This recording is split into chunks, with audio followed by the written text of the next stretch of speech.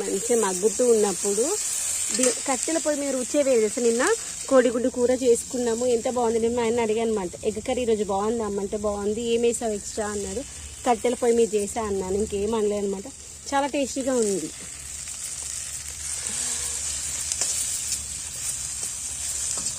Gas లేదు ఎట్లా అన్న టెన్షన్ లేకుండా ఇట్లా వండుకున్నాం అనుకోండి, మనకి ఆరోగ్యానికి ఆరోగ్యం, రుచికి రుచి.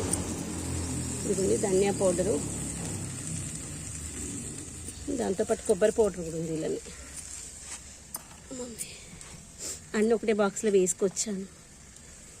ధనియా పౌడరు, కొబ్బరి పౌడరు, కొంచెం గరం మసాలా, ఎందుకంటే ఉన్నదే కొంచెం స్పేస్ అనేసి దాంట్లోనే కొంచెం వాటర్ వేద్దాము. మంచిగా మగ్గి దగ్గర పడుతుంది. వాటర్ వేస్తాను, స్పూన్ దాంట్లో పెడితే మాడిపోయి 10 నిమిషాల్లో కర్రీ అయిపోయింది తెలుసా. దొండకాయ టమాటా కర్రీ. నేను ఇటు వంకాయలు కట్ చేశాను, ఆ వంకాయలు కట్ చేసే లోపల కర్రీ కూడా ఉడికిపోయింది. ఇప్పుడైతే ఈ కర్రీని మనం డిష్ అవుట్ చేసేసి ఈ యొక్క వంకాయ బజ్జీ చేసుకుందాము.